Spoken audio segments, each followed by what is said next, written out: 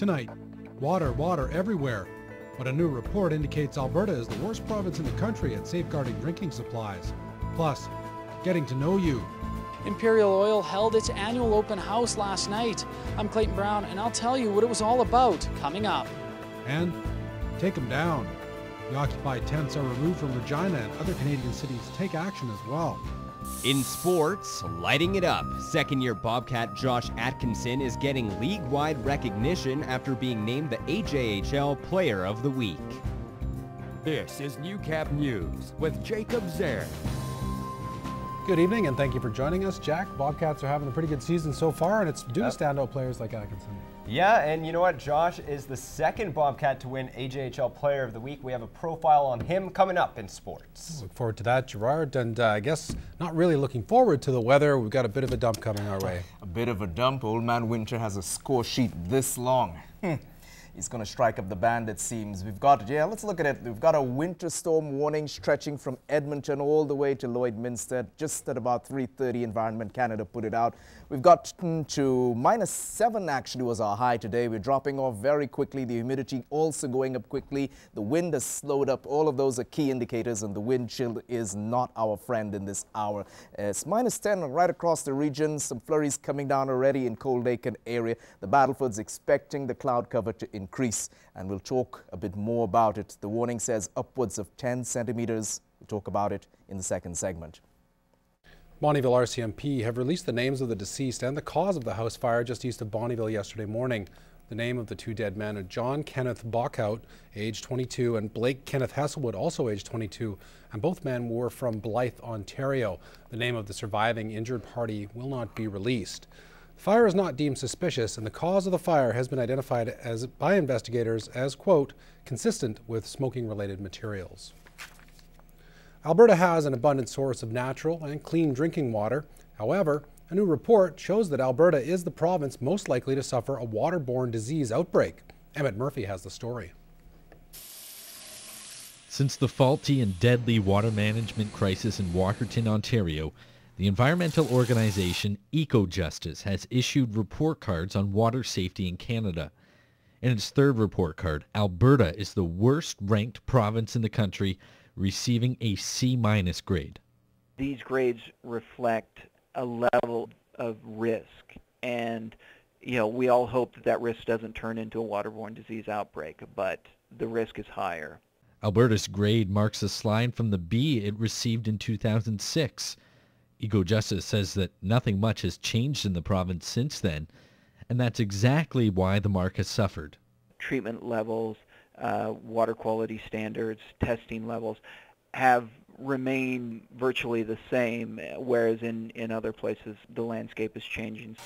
The province doesn't entirely agree, saying that there have been numerous initiatives put in place. The fact remains that Alberta has some of the safest drinking water in North America. Our Water for Life strategy talks about protection of the aquatic ecosystem.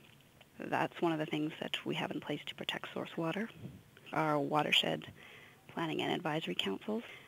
EcoJustice recognizes that the initiatives Alberta has come forward with, but says the province misses the main target that came from the Walkerton inquiry. Alberta has engaged in water management planning. However, to the extent that that's been completed to date, that has been a focus very much on the quantity of water and has not dealt with keeping the water clean. Overall, the federal government was given a flunking grade for its initiatives. Ontario had the highest mark with an A. Emmett Murphy, Newcap News. It was neighbor night in Bonnyville as Imperial Oil held its annual open house last night. As Clayton Brown explains, the event gives the public the opportunity to see and understand what the company is up to. Residents from Bonnyville, Cold Lake, and the MD were given the chance to have face-to-face talks with Imperial Oil employees to learn more about the company's Cold Lake operations. A chance to ask questions and find out if they have concerns, but more importantly, find out what questions they have about our operations and what we can tell them. It's great. It gives the public a chance to know exactly what our oil companies in our area are doing. We're very, very fortunate that all our oil companies here are fabulous corporate citizens of the community. For people like Bill Fox, who work with the Beaver River watershed, it's a great opportunity to possibly better understand the problems surrounding the Beaver River's water table. One of the concerns we have is because we've had high levels of arsenic and uranium in the water wells around the country. And, you know, if we can get information for the people that have questions, that's what we're here for. The open house isn't just for the public to ask questions or address some of their concerns, but it also gives them the chance to explore some employment opportunities. I have talked to a couple of people who just have questions about, potential job opportunities, potential business opportunities. They're wondering, how they can get involved. Other companies are holding their own open houses throughout the week. In Bonnyville, Clayton Brown, Newcap News. Starting up a new business can be a tough task, but with the launch of the new Regional Business Accelerator website, the process might become a little easier. Mike Baden explains how the new site helps to make assistance just one click away. The Regional Business Accelerator will help entrepreneurs grow and flourish in the region, along with stopping out-migration of businesses. It also provides better services that are not currently available to everyone. Helping individuals build business plans, understanding research and development tax credits, having people giving the opportunity to do network marketing, all of those things are part of what the Regional Business Accelerator will do.